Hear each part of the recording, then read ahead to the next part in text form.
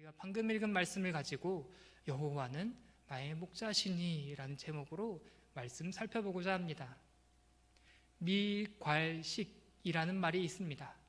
이 이야기 방식에 관한 것인데, 내가 가장 하고 싶은 말, 가장 핵심적인 것을 이야기의 제일 마지막에 두었다고 해서 꼬리 미자를 써서 미괄식이라고 합니다.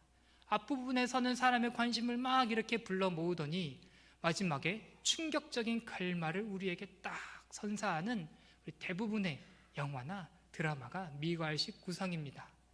그런데 반대의 경우도 있습니다. 머리 두 자를 써서 두괄식 구성입니다. 이 두괄식 구성은 내가 가장 하고 싶은 말, 이야기의 핵심을 제일 처음에 공개하는 방식이 바로 두괄식 구성입니다. 우리가 읽은 시편 23편이 대표적인 두괄식 구성입니다. 시편 23편의 결론은 여호와는 나의 목자시니 내게 부족함이 없으리로다.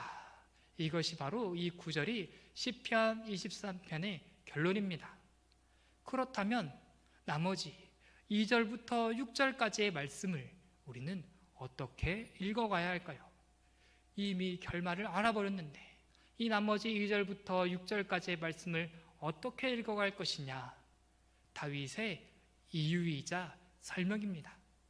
다윗이 왜 하나님을 목자라고 표현을 하였는지, 도대체 하나님이 다윗에게 어떻게 하셨기에 그의 삶이 부족함이 없었는지, 그 구체적인 근거들이 오늘 시편 23편의 말씀에 실려 있습니다. 다윗이 글을 잘 쓰는 것 같습니다. 이 이유를, 근거를 설명하기 위하여 아주 멋진 장치를 사용하는데 장소의 이동입니다. 우리를 여러 군데 옮겨 다니게 해요. 그래서 그것을 있는 그대로 따라갔더니 정말로 하나님이 우리의 목자 되심을 알 수 있을 것 같습니다. 다윗이 우리를 인도하는 첫 번째 장소는 양이라면 누구든지 가고 싶어하는 푸른 풀밭입니다. 먹을 것이 넘쳐나고 평안한 쉼을 쉴 수 있는 푸른 풀밭에 하나님의 목자 되심이 있다고 합니다. 우리 시편 23편 2절과 3절 말씀을 다 같이 읽겠습니다. 2절과 3절입니다. 시작. 그가 나를 푸른 풀밭에 누이시며 쉴만한 물가로 인도하시는도다. 내 영혼을 소생시키시고 자기 이름을 위하여 의의 길로 인도하시는도다. 아멘. 그냥 읽기만 해도 은혜가 되는 구절입니다.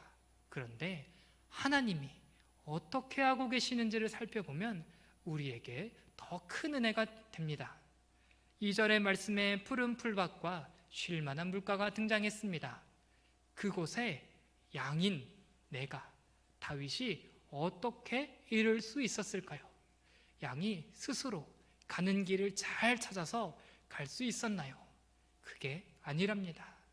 양이 푸른 풀밭과 쉴 만한 물가에 이르러 평안한 삶을 살 수 있었던 것은 2절의 말씀에 그가 누이시며 그가 인도하시는도다.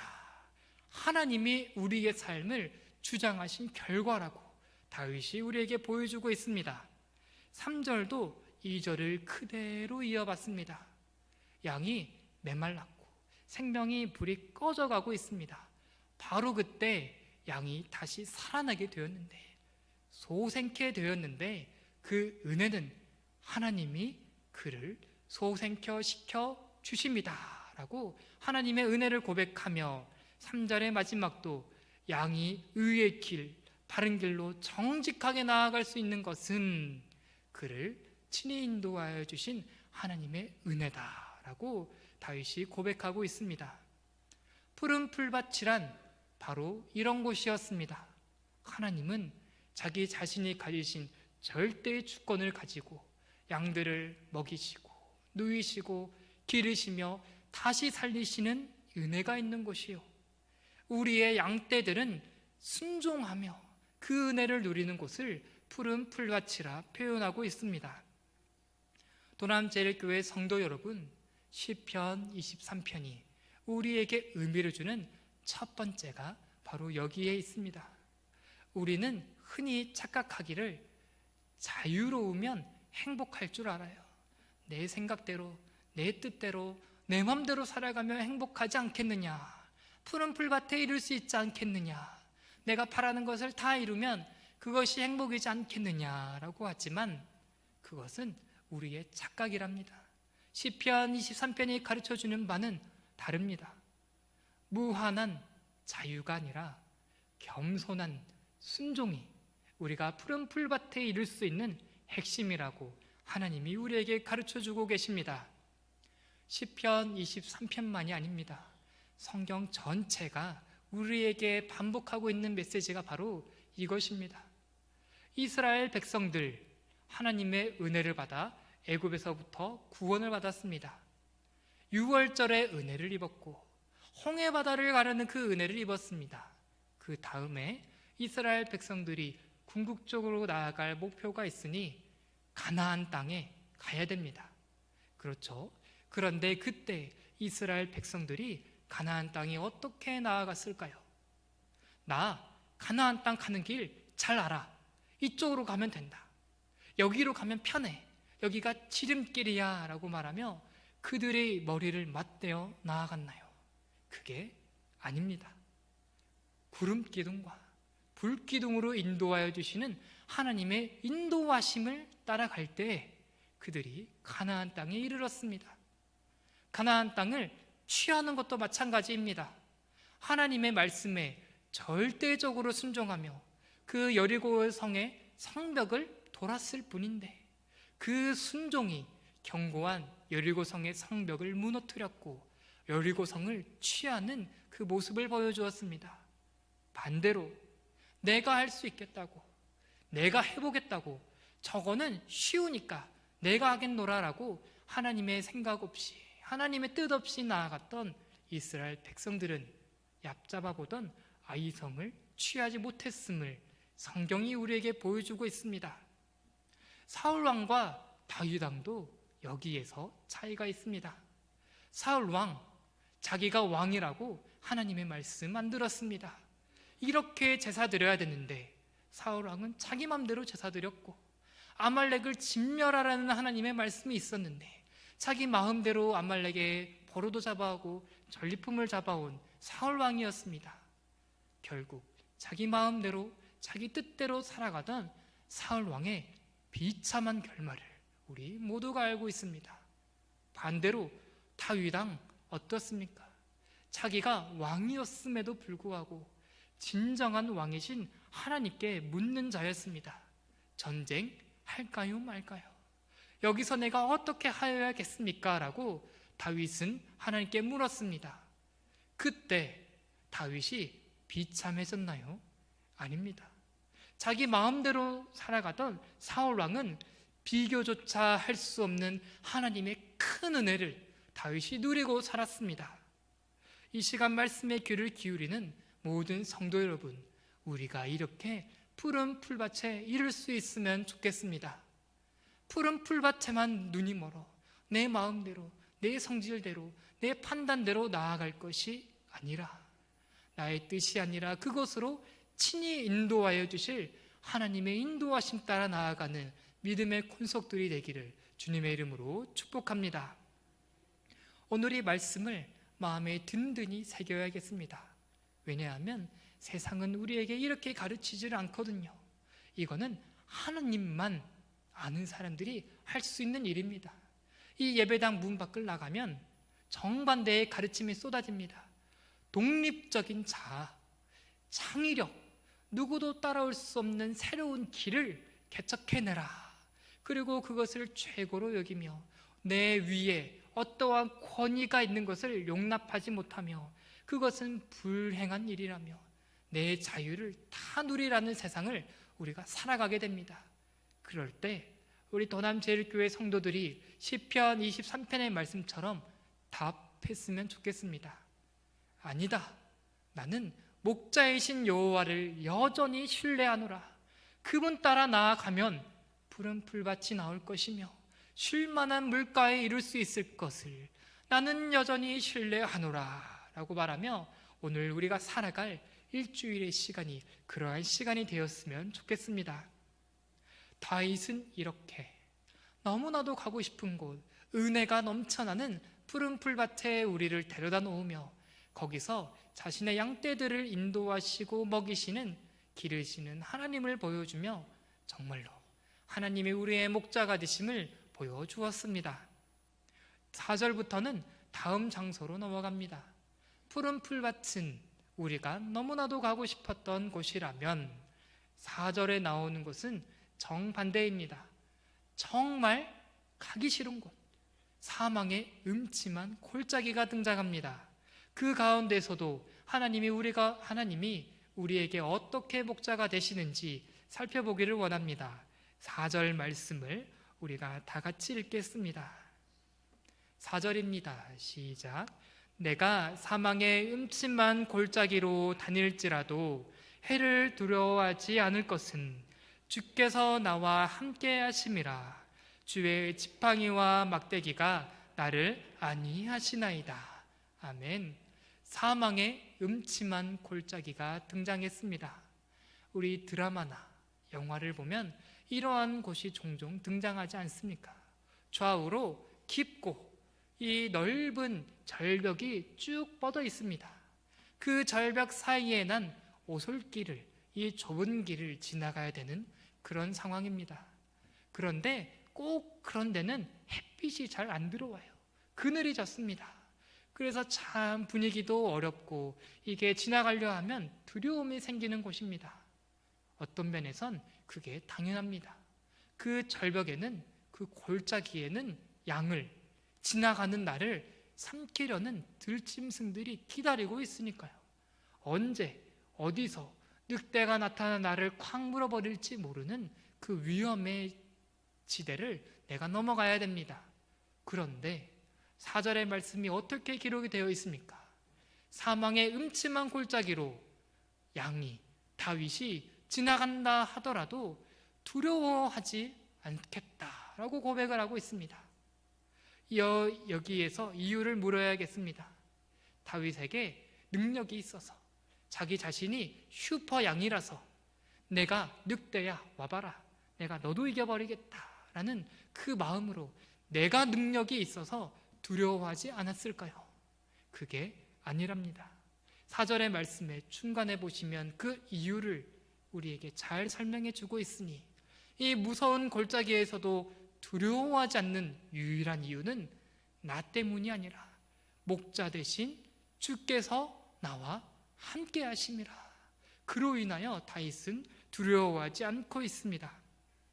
4절의 뒷부분에서도 주께서 나와 함께 하시며 주의 지팡이와 막대기가 그 늑대들로부터, 들짐승들로부터 나를 다 지켜주실 것이니 나는 두려워하지 않겠다라는 고백을 다윗이 이어가고 있습니다. 도남제일교회 성도 여러분, 이 부분에서 우리가 정말로 중요한 진리를 발견하게 됩니다. 하나님의 목자 되심이란 어떤 것일까요? 우리를 푸른 풀밭으로만, 우리를 꽃길로만 걸어가게 하는 것이 하나님의 목자 되심일까요? 그게 아니랍니다. 사망의 골짜기가 있답니다. 있는데 그 가운데에서 우리와 함께 하시는 것이 하나님의 은혜다라고 성경이 우리에게 가르쳐주고 있습니다. 다니엘의 세 친구들에게 있었던 이야기를 보십시오. 그들은 하나님을 잘 믿었습니다. 그런데도 불구하고 시련이 찾아왔습니다. 바벨론에서 포로로 잡혀갔는데 하나님을 잘 믿었고 믿은 대로 잘 살았을 뿐인데 시기와 질투로 인하여 풀무불, 이 모든 것을 다 집어삼키는 그 풀무불에 던져지라는 시련을 겪게 됩니다. 그런데 그 가운데 그들이 어떠한 은혜를 경험하였나요? 풀무불에 던져졌지만 하나님이 그들과 함께 하셔서 풀무불이 그를 삼키지 못하도록 지켜 보호하여 주셨습니다. 풀무불에 던진 건 3명인데 어떻게 4명이 있냐라고 다른 사람들이 보며 놀라워하였습니다. 저는 그 구절이 그들과 함께 하여 주신 하나님의 은혜를 보여준다라고 해석합니다. 다윗의 온 삶이 그러하였습니다. 사망의 음침한 골짜기를 지나가도 나는 두려워하지 않는다. 이 고백은 다윗의 삶이 묻어있는 고백입니다. 다윗의 삶, 시련이 얼마나 많았습니까? 어떻게 보면 지금 우리들보다도 시련이 더 많았던 사람이 바로 다윗인 것 같습니다. 사울 왕으로부터 시기를 받아 5만 대를 피해 다니며 내 아들 압살롬의 반역을 일으켜 내 왕궁 예루살렘 성으로부터도 쫓겨나야 했던 그 시련의 길을 다윗이 걸어갔습니다. 그런데 시련이 찾아왔음에도 불구하고 다윗은 하나님의 목자 되심을 의심하지 않고 있습니다. 왜냐하면 하나님이 사울 왕의 시련으로부터 지켜 보호하여 주셨고, 압살롬으로부터 그 압살롬이 일으킨 반역에서부터 지팡이와 막대기를 들어 다윗을 지켜 보호하여 주셨기 때문입니다. 도남제일교회 성도 여러분, 우리의 믿음이 시편 23편의 믿음과 같았으면 좋겠습니다. 사망의 음침한 골짜기라 할지라도 그로 인하여 시험에 들지 아니하고 주께서 나와 함께 하시는 그 믿음이 세워지는 그런 은혜의 자리로 우리가 나아가면 좋겠습니다. 그런데 너무나도 중요한 게 있습니다. 하나님이 얼마나 친절한지 모르겠어요. 우리에게 믿으라, 사망의 골짜기에서 내가 너와 함께하고 있다, 그것을 믿으라 라고 하시는데, 근거가 없는 맹신이 아니라 이유가 있는 확신을 우리에게 보여주십니다. 시편 23편 4절의 말씀에 보면은 우리가 사망의 골짜기에서도 여전히 하나님을 신뢰할 수 있는 구체적인 증거들이 등장하고 있습니다. 4절의 말씀을 보시면 시편 23편 4절은 하나님의 목자가 되심을 더 구체적으로 표현합니다. 제가 화면에 준비했습니다. 주의 지팡이와 막대기가 등장하고 있습니다. 시편 23편 전체가 하나님의 목자 되심을 드러내기는 합니다. 푸른 풀밭에서도 하나님은 목자가 되신 것이 맞아요. 그런데 그때 다윗은 하나님을 뭉뚱그려서 표현합니다. 추상적으로 표현해요. 하나님이 그저 인도하셨다, 하나님이 그저 누이셨다, 하나님이 그저 살리셨다, 이 정도로 설명을 마쳤습니다. 그런데 사망의 음침한 골짜기에 와서 하나님과 함께 하여 보니 다윗이 더 구체적으로 하나님을 더 자세히 현실적으로 바라보게 되었습니다.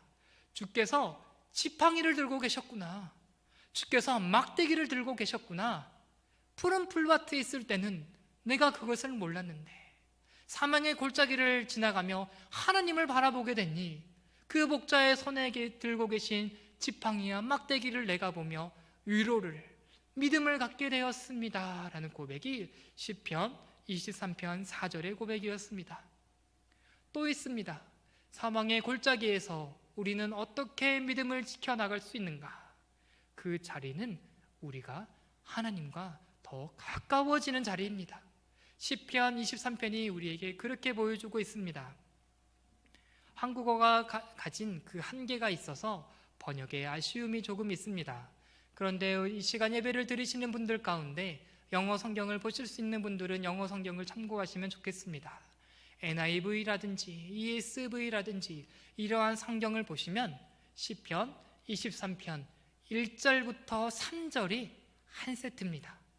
1절부터 3절까지만 한 세트고 4절은 무언가 다른 이야기를 표현하고 있습니다. 그건 바로 하나님의 호칭의 변화입니다.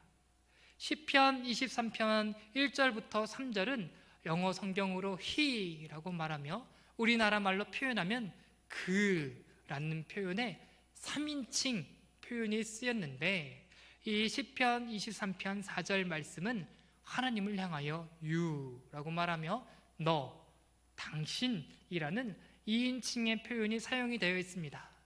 이 복잡한 설명을 드리는 이유가 있습니다.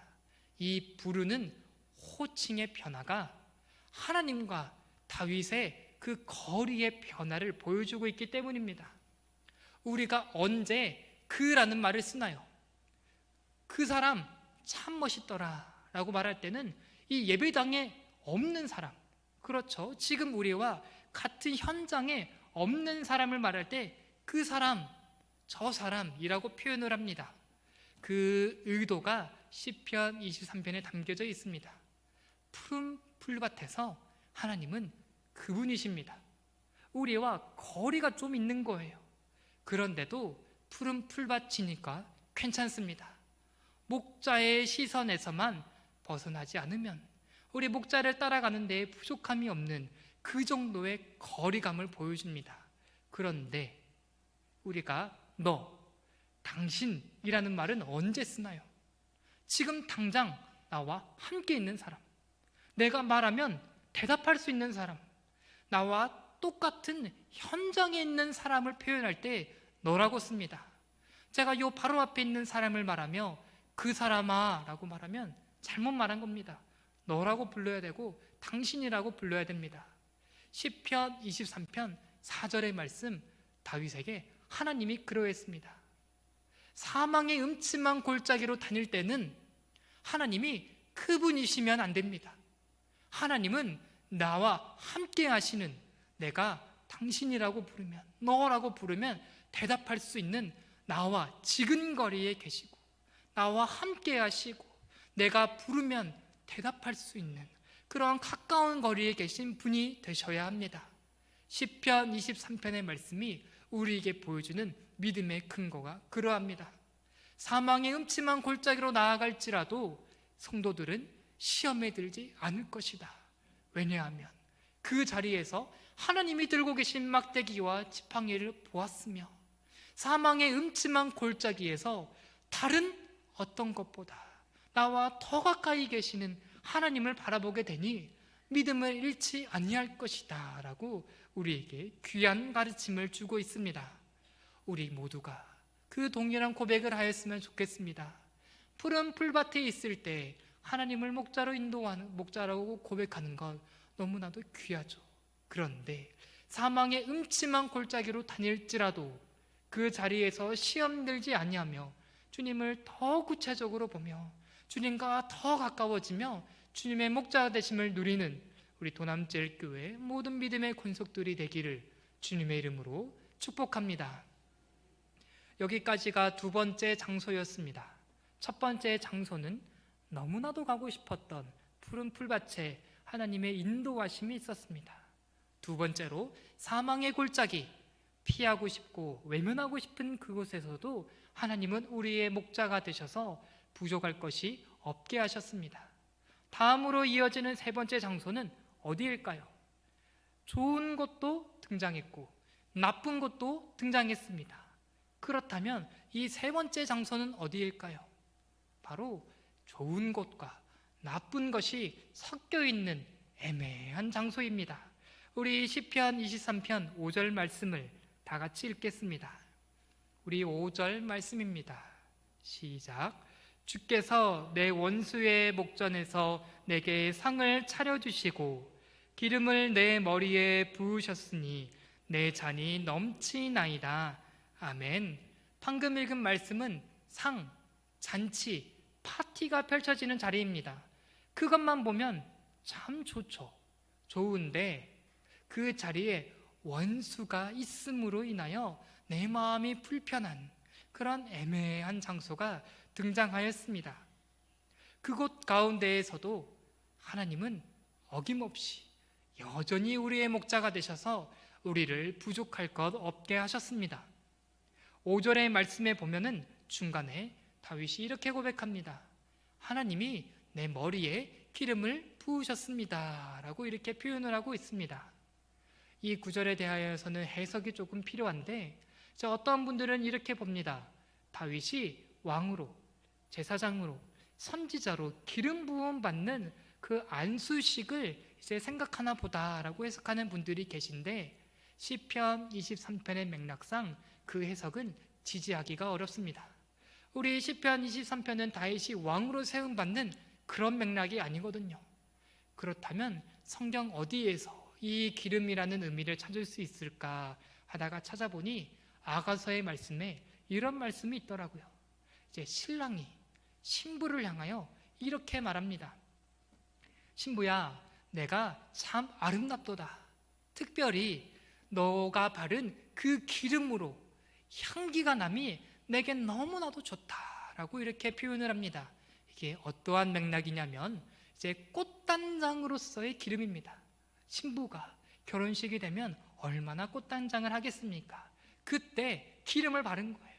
내가 아름다움에 아름다움을 더하기 위해 기름을 바른 그러한 용도로서 성경이 기름을 보여줍니다. 이러한 배경을 고려해서 시편 23편 5절 말씀을 이렇게 읽어보려 합니다. 제가 잔치에 초대가 됐습니다. 하나님이 나를 잔치자리에 초대해 주셨어요. 옷도 내가 제일 좋아하는 옷, 제일 근사한 옷을 입었고, 신발도 내가 최고로 멋지게 여기는 신발을 딱 신었습니다. 그리고 마지막으로 머리에 기름을 딱 바르며 가르마를 딱 태우고 됐다, 이거면 준비 다 했다. 이제 그 마음을 가지고 이제 하나님이 나를 초대해 주신 그 잔치자리로 나아가고 있습니다. 근데 이스라엘 지역에 특성이 있으니 모래바람이 수시로 불어요. 틈만 나면 모래바람이 붑니다. 그러면 제 마음은 속상해지는 거예요. 아, 나 머리 잘 넘겨놨는데 여기에 모래바람이 불어버리네 라고 말하며 내 머리 다 엉클어졌네, 이렇게 속상한 마음으로 제가 잔치를 나아갔습니다. 잔치자리에 딱 들어갔더니 시편 23편 5절의 말씀처럼 주께서 기름을 내 머리에 부어주시는 겁니다. 어떠한 의미냐? 성도야, 너는 내 VIP다. 내 VIP가 머리가 그렇게 헝클어져 가지고 되겠느냐 라고 하면서 잔치자리에 온 나를 환영하며 관심 가져주시며 그 나의 헝클어진 머리를 기름을 부어주시며 다시 챙겨주시는 하나님의 세심함을 다윗이 경험하였습니다. 또 있습니다. 그 머리에 기름을 부으시는 것뿐만이 아니라 잔을 하나님께서 넘치도록 채워주셨습니다. 잔치자리에 참여했는데 귀퉁이에 앉아있다가 저 끄트머리에 앉아있다가 누가 온지도 모르고 누가 간지도 모른 채 그냥 그저 그렇게 먹고 가면 잔치자리에 신이 나지를 않습니다. 그런데 하나님은 우리의 목자가 되셔서 이 잔치자리에 많은 사람이 있는데도 나에게만 관심이 있는 거예요. 내 잔이 비면 부어주시고, 잔이 비면 부어주시고, 잔이 비면 부어주시는 하나님의 그 놀라운 사랑을 다윗이 받았다고 고백하고 있습니다. 우리를 향한 하나님의 관심, 우리가 인생을 살아가는 그런 목자의 관심을 받고 살아가고 있습니다. 잔치자리에 있는 원수는 하나님은 신경 안 쓰세요. 원수의 머리는 뒤로 넘어가든 옆으로 넘어가든 구부러졌든 하나님은 신경을 안 쓰십니다. 하나님은 오직 나만 보시며 나의 머리에 기름을 부어주셨습니다. 원수의 잔이 비든지 원수는 먹고 가든지 말든지 하나님은 신경 쓰지 않으셨고 오직 나만을 VIP로 여기며 특별하게 관심을 가져주신 그 모습을 우리가 성경에서 발견할 수 있습니다. 도남제일교회 성도 여러분, 우리가 하나님의 목자 되심을 누릴 수 있는 것이 바로 여기에 있습니다. 우리는 잔치자리에 있는 원수만 쳐다보느라 하나님의 관심이 나에게 쏟아지는지, 하나님의 사랑이 나에게 향하고 있는지 그것에 무심했습니다. 하나님이 나를 반겨주시는지, 이렇게 차고 넘치게 채워주시는데 원수가 있어서 하나님 왜 그러냐고, 나한테 왜 그랬냐고 원망과 불평의 마음에 휩싸이느라 우리가 하나님의 목자 되심을 부족할 것 없이 만드시는 그 은혜를 우리가 경험하지 못하였습니다. 시편 23편 말씀을 통하여 우리가 마음에 새겨야 할 진리가 여기에 있습니다. 원수를 바라보는 마음, 다른 사람을 향하여 시기하고 질투하고 비교하는 그 마음은 우리를 향하여 넘치게 부어주시는 하나님의 목자 되심을 방해한다는 것을 우리가 말씀을 통해 발견할 수 있습니다. 아마도 우리가 살아가는 모든 날이 이럴 겁니다. 한편에서는 여전히 여전히 원수가 있을 거예요. 그런데 또 다른 한편에서는 하나님의 관심, 하나님의 사랑이 쏟아질 겁니다. 그때 오늘의 말씀 가지고 우리가 결단했으면 좋겠습니다. 주님, 그때 나는 원수가 아니라 하나님을 바라보기를 원합니다. 여전히 나의 목자이셔서 여전히 나를 사랑하시고 인도하여 주시는 하나님으로 내가 만족하겠습니다 라고 고백할 수 있는 모든 도남제일교회 믿음의 권속들이 되기를 주님의 이름으로 축복합니다. 다윗은 이렇게 세 가지 장소의 변화를 주었습니다. 푸른 풀밭, 그곳에서도 하나님은 우리를 부족할 것 없이 하셨고, 사망의 골짜기, 그곳에서도 하나님은 부족할 것 없이 하셨고, 애매한 곳, 그곳 가운데에서도 하나님은 우리를 부족할 것 없이 하셨습니다. 장소의 이동은 이제 끝이 났습니다. 시편 23편 6절은 시간의 변화입니다. 다윗이 시간을 들어서 어떻게 변화를 주고 있는지 우리가 말씀 속에서 찾아보기를 원합니다. 다 같이 6절 말씀을 읽겠습니다. 6절입니다. 시작. 내 평생에 선하심과 인자하심이 반드시 나를 따르리니 내가 여호와의 집에 영원히 살리로다. 아멘. 첫 번째 등장한 시간을 확인할 수 있습니다. 평생입니다. 평생. 하나님, 내 평생에 하나님의 목자 되어 주시옵소서라고 고백을 하고 있습니다. 우리가 어린아이들과 놀이동산을 혹시 가보신 적이 있으십니까? 그럴 때 어린아이가 자기 마음에 딱 맞는 놀이기구를 경험했어요. 자기의 수준의 최고의 놀이기구를 타가지고 딱 내리자마자 만족감이 생깁니다. 너무 재밌었어요. 그때 10중 8구 이렇게 말할 겁니다. 나 또 탈래. 또 타고 싶어. 이 마음이 자연스럽게 듭니다. 놀이기구가 너무나도 재밌었으니까요.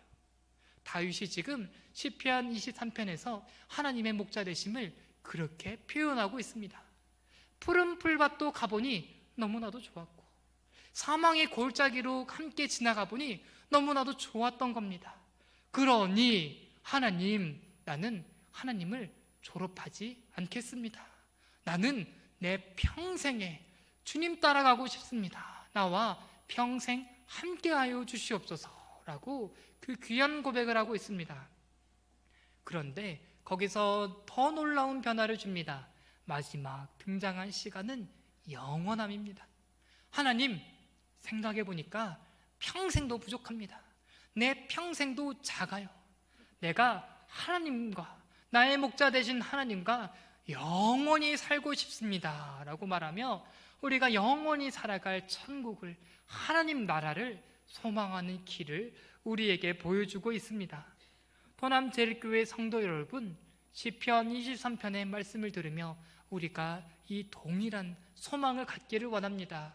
신앙생활에 지쳐서 넘어져 있을지라도 다시 한번 말씀에서부터 위로를 받고, 주님, 평생토록 나와 함께하여 주시옵소서, 영원히 살아갈 그날을 위하여 내가 힘차게 나아가게 하여 주시옵소서라고 이 시간 말씀으로 믿음이 세워지는 귀한 시간이 되기를 주님의 이름으로 축복합니다.